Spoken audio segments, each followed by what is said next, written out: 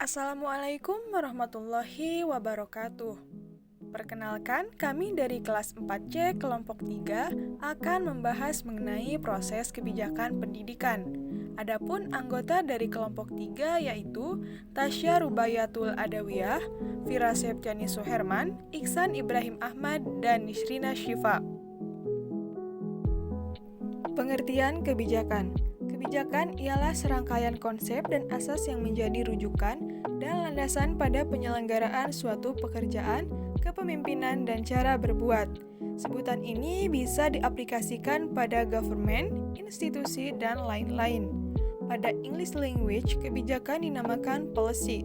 Tafsir lain dari kebijakan ialah menjadi mekanisme politis, manajemen, atau administratif guna meraih tujuan yang sudah diformulasikan. Menurut Anderson, yang dinukli oleh Ali Imron mengutarakan yang intinya sesungguhnya kebijakan ialah rangkaian tindakan yang memiliki tujuan yang sudah diformulasikan. Baik, selanjutnya ada ciri kebijakan pendidikan. Yang pertama ialah memiliki tujuan pedagogis. Maksudnya ialah kebijakan pendidikan wajib memiliki tujuan, tetapi kian tersendiri bahwa ia wajib memiliki tujuan pendidikan yang konkret dan terfokus untuk mengasihi dan fokus pada pendidikan. Yang kedua ialah memiliki keterampilan legal formal. Pastinya kebijakan pendidikan aktif, maka wajib ada pemenuhan atas prasyarat yang wajib dilengkapi demi kebijakan pendidikan yang dinyatakan dan secara hukum diterapkan untuk sebuah wilayah. Untuk alasan ini, kebijakan pendidikan wajib melengkapkan kriteria sinkron dengan konstitusional dengan tingkat konstitusi yang aktif di suatu lokasi hingga ia dapat dinyatakan secara legal dan formal diterapkan di lokasi tertentu. Yang ketiga, yakni memiliki strategi operasional. Maksudnya ialah kebijakan pendidikan adalah sebuah rujukan yang bersifat umum, wajib memiliki manfaat operasional untuk diterapkan, dan ini ialah sebuah kewajiban untuk menjelaskan peraihan tujuan pendidikan yang bakal dicapai. Terlebih lagi, kebutuhan atas kebijakan pendidikan ialah fungsi penunjang pengambilan keputusan. Yang keempat atau yang terakhir ialah dirumuskan oleh yang memiliki otoritas.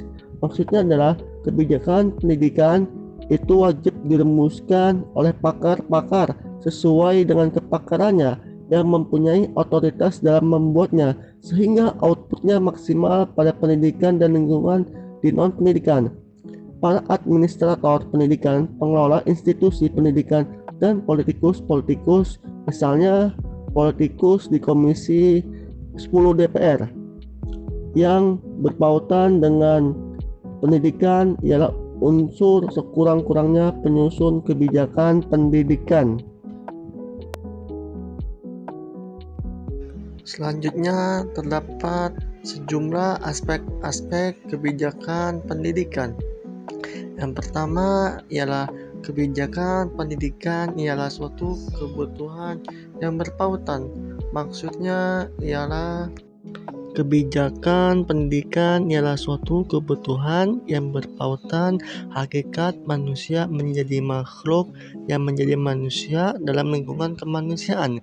Kebijakan pendidikan ialah penjelasan dari visi dan misi dari pendidikan dalam masyarakat khusus.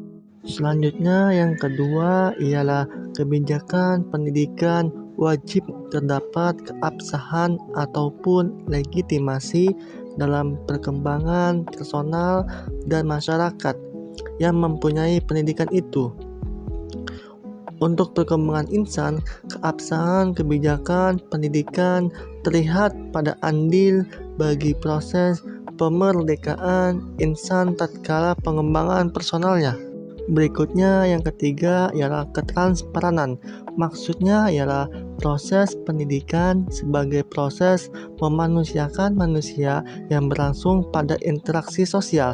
Ihwal tersebut mempunyai arti bahwa pendidikan itu ialah punya masyarakat. Apabila pendidikan itu ialah punya masyarakat, maka suara masyarakat dalam beraneka level penyusunan, penyelenggaraan, dan evaluasi polisi pendidikan perlu meninjau suara atau saran dan kritik dari masyarakat.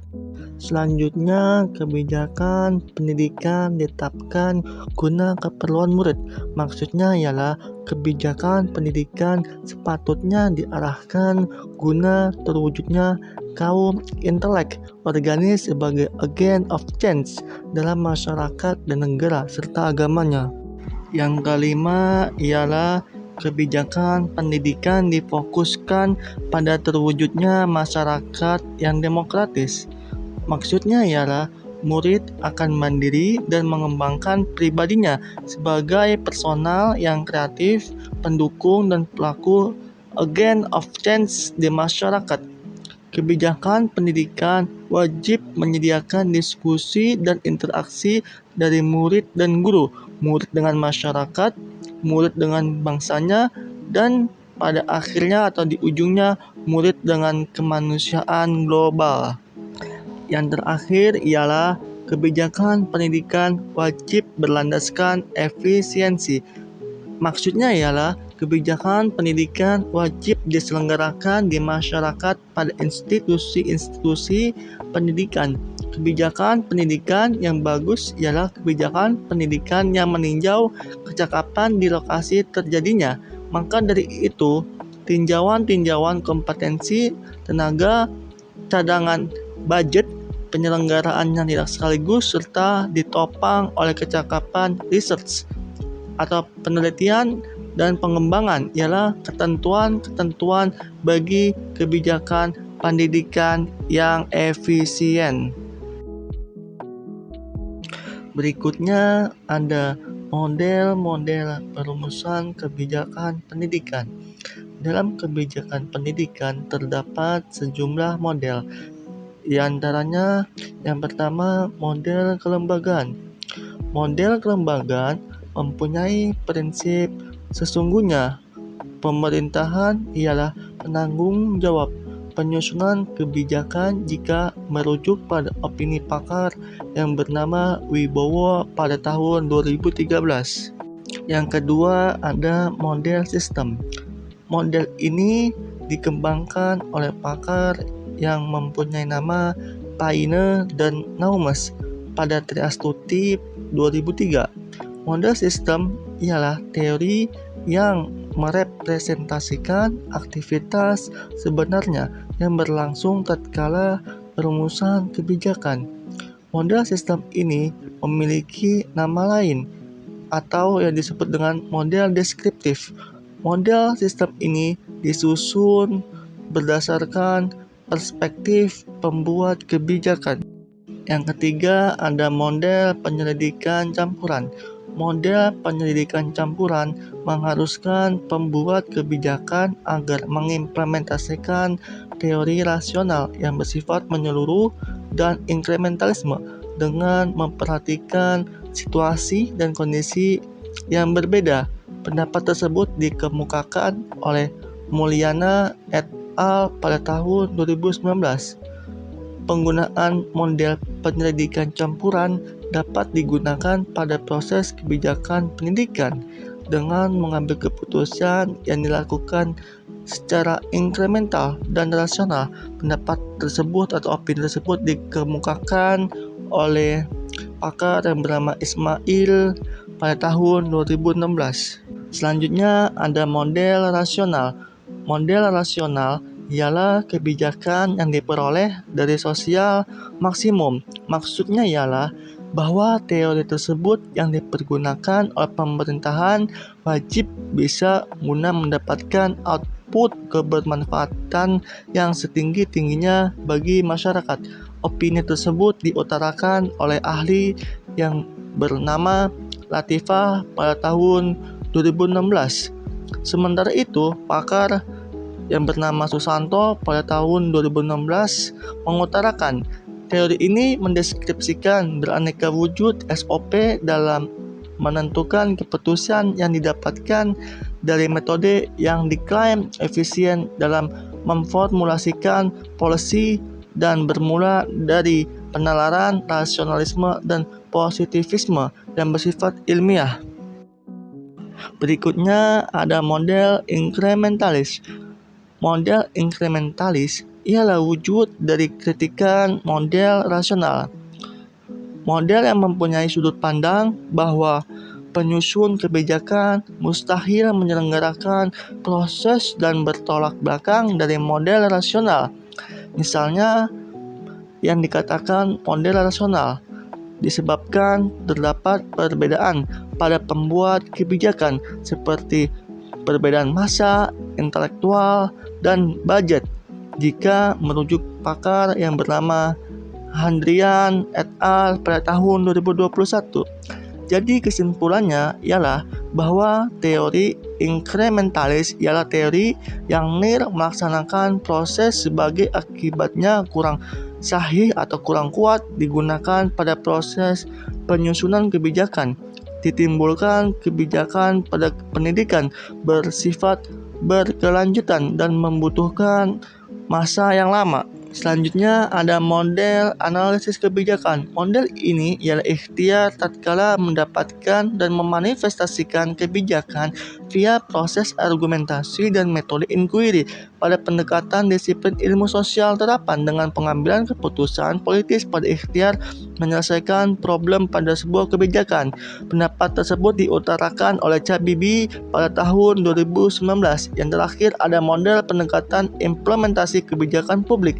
Model ini dianalogikan sebagai sebuah alur dan proses. Model ini memiliki perspektif dari transformasi sospol, yang mana kebijakan yang diformulasikan oleh pemerintah ialah ikhwal demi merevisi persoalan yang dialami. Perumusan kebijakan pendidikan. Pertama, model kelembagaan. Model kelembagaan mempunyai prinsip sesungguhnya government, ialah penanggung jawab penyusunan kebijakan jika merujuk pada opini pakar yang bernama Wibowo 2013. Kedua, model sistem.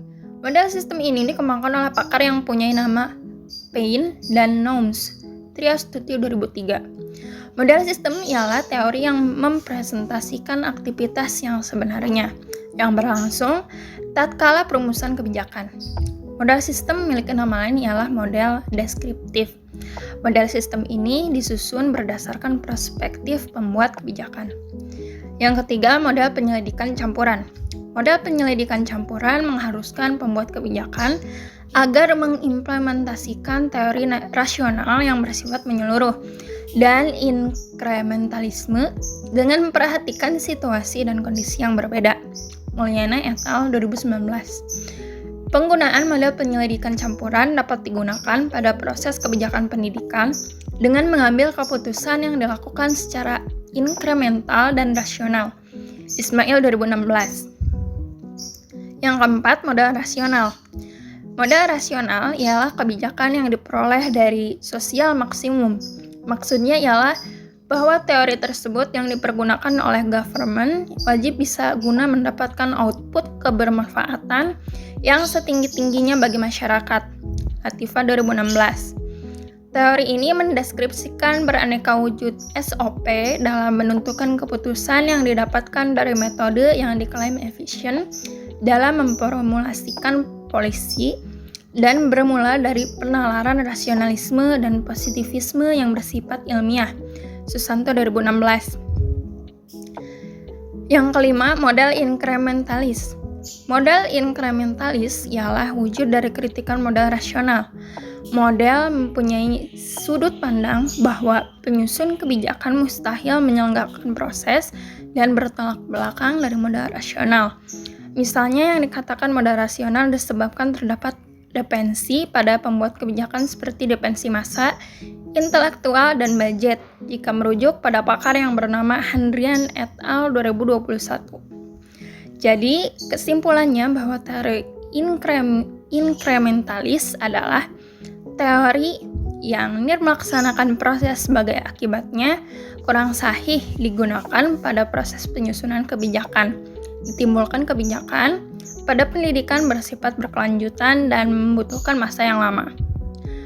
Kemudian ada model analisis kebijakan. Model analisis kebijakan ialah ikhtiar tatkala mendapatkan dan memanifestasikan model perumusan kebijakan pendidikan. Yang selanjutnya ada model pendekatan implementasi kebijakan publik. Model tersebut dianalogikan sebagai sebuah alur dan proses. Model ini memiliki sudut pandang proses dari transformasi sospol, yang mana kebijakan yang diformulasikan oleh pemerintah ialah ihwal demi merevisi persoalan yang dialami. Jadi kesimpulannya, bahwa pengaplikasian model ini wajib disinkronkan dengan keperluan dan tujuan yang hendak diraih dalam pengaplikasian pada ranah education. Yang selanjutnya model teori elit. Teori elit ini memiliki sudut pandang bahwa demokrasi yang dijalani secara penuh akan memungkinkan terdapat rancu pada penyusun kebijakan. Dan yang terakhir model proses. Pengaplikasian model ini pada kebijakan pendidikan bisa diaplikasikan dengan mengikuti semua langkah guna memperoleh kebijakan yang tepat dan menganalogikan bahwa politik ialah aktivitas yang punya proses. Slide selanjutnya ada proses pemformulasian kebijakan pendidikan. Terdapat skenario proses pembuatan kebijakan pendidikan, yakni pertama, pengenalan masalah diawali dengan dirasakannya terdapatnya situasi masalah. Situasi masalah bisa dilaksanakan dengan identifikasi masalah. Yang kedua, pencarian masalah. Umumnya yang diperoleh terdapat berbagai macam masalah yang saling berkolerasi. Himpunan masalah yang saling berkolerasi tetapi belum sistematis tadi dinamakan metamasalah. Yang ketiga, pengertian masalah. Dari beraneka ragam masalah tersebut bisa diselesaikan dengan serempak, tetapi wajib diartikan terlebih dahulu yang termasuk masalah publik. Output memberi definisi dari beraneka ragam masalah yang belum sistematis tersebut, mendapatkan hasil masalah substantif. Yang keempat, spesifikasi masalah. Selanjutnya dilaksanakan spesifikasi masalah dan menghasilkan masalah formal sebagai masalah kebijakan. Yang kelima, perancangan tindakan. Dengan mendapatkan output masalah formal, maka langkah selanjutnya ialah perancangan tindakan yang hendak diselenggarakan pemerintah dalam rangka membawa jalan keluar atas masalah kebijakan tersebut. Proses ini dinamakan dengan usulan kebijakan atau policy proposal, yang dipahami sebagai aktivitas memformulasikan dan mengembangkan kumpulan langkah guna menyelesaikan masalah tersebut. Kemudian ada pendekatan dalam kebijakan pendidikan. Terdapat sejumlah pendekatan kebijakan pendidikan, yakni pendekatan social demand approach atau kebutuhan sosial. Social demand approach ialah suatu pendekatan tatkala memformulasikan kebijakan pendidikan yang merujuk kepada diri pada aspirasi, tuntutan, serta beragam interest yang dituntut oleh masyarakat. Pada jenis pendekatan ini, pemangku-pemangku kebijakan mendalami terlebih dahulu dan menangkap atas masukan yang berkembang pada masyarakat sebelum mereka memformulasikan kebijakan pendidikan yang diampunya. Pendidikan ini sebetulnya tidak hanya menanggapi masukan masyarakat sebelum diformulasikan kebijakan pendidikan, namun juga menanggapi kemauan masyarakat setelah kebijakan pendidikan diaplikasikan. Partisipasi dari semua masyarakat didambakan terjadi hingga kebijakannya diaplikasikan. Dalam formulasi kebijakan, bisa dikategorikan dalam tipe perumusan kebijakan yang bersifat pasif. Maksudnya ialah suatu kebijakan baru bisa diformulasikan tatkala terdapat desakan dari masyarakat sebelumnya. Yang kedua, pendekatan manpower approach. Pendekatan jenis ini lebih condong terhadap rekomendasi yang logis dalam rangka melahirkan ketersediaan SDM, human resource, yang mencukupi di masyarakat. Pendekatan manpower ini tidak melihat apakah ada permintaan dari masyarakat atau tidak. Namun yang esensial ialah menurut rekomendasi logis dan visioner dari perspektif pemangku kebijakan. Pemerintah menjadi leader yang memiliki otoritas memformulasikan suatu kebijakan mempunyai legitimasi yang kuat guna memformulasikan kebijakan pendidikan. Dapat dipetik aspek esensial dari pendekatan jenis kedua ini dan mempunyai sifat otoriter. Baik, selanjutnya ada pemangku kebijakan pada perumusan kebijakan pendidikan. Pemangku kebijakan ialah individu yang terlibat pada proses memformulasikan formulasi kebijakan yang hendak memberikan penguatan maupun tuntutan serta sebagai target dari kebijakan yang di-outputkan oleh sistem kebijakan. Lalu terdapat sejumlah pemangku kebijakan. Yang pertama ada legislatif. Legislatif ialah pembuat undang-undang dan perumus kebijakan. Peran mereka amat esensial karena pengabsahan suatu tata aturan sebagai kebijakan, misalnya undang-undang, PP, serta adapun PP yang dibuat oleh mereka, misalnya Komisi 10 DPR RI. Lalu yang kedua, ada eksekutif. Eksekutif ialah para pengimplementasi undang-undang yang bahkan berperan penting dalam memformulasikan kebijakan demi kebijakan. Lalu, yang diformulasikan oleh legislatif tersebut dapat diaplikasikan apabila relevan dengan faktor kondisional dan situasional.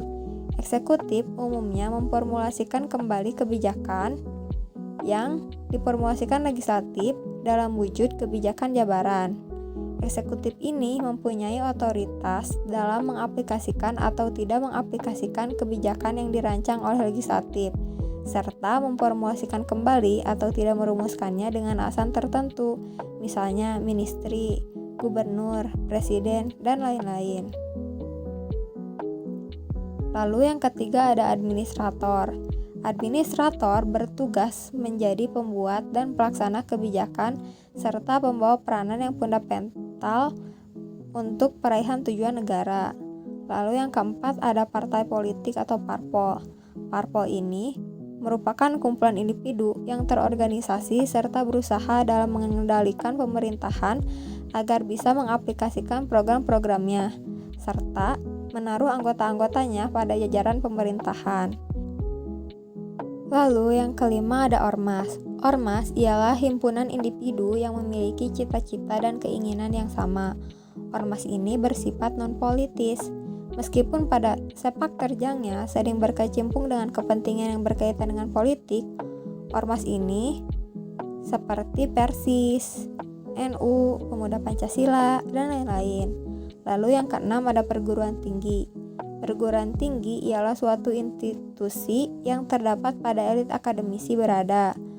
Perguruan tinggi mayoritas menjadi ujung tombak tatkala mengikhtiarkan masukan masyarakat yang hendak dimasukkan ke dalam rumusan kebijakan, misalnya UNJ, UPI, dan lain-lain. Lalu yang terakhir ada interest group.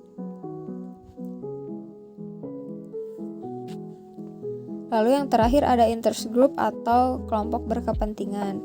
Interest group merupakan suatu grup yang memiliki anggota individu-individu yang mempunyai kepentingan yang sama, misalnya KSPI yang dipimpin oleh Said Iqbal. Sekian yang dapat kelompok kami sampaikan, kurang lebihnya mohon maaf.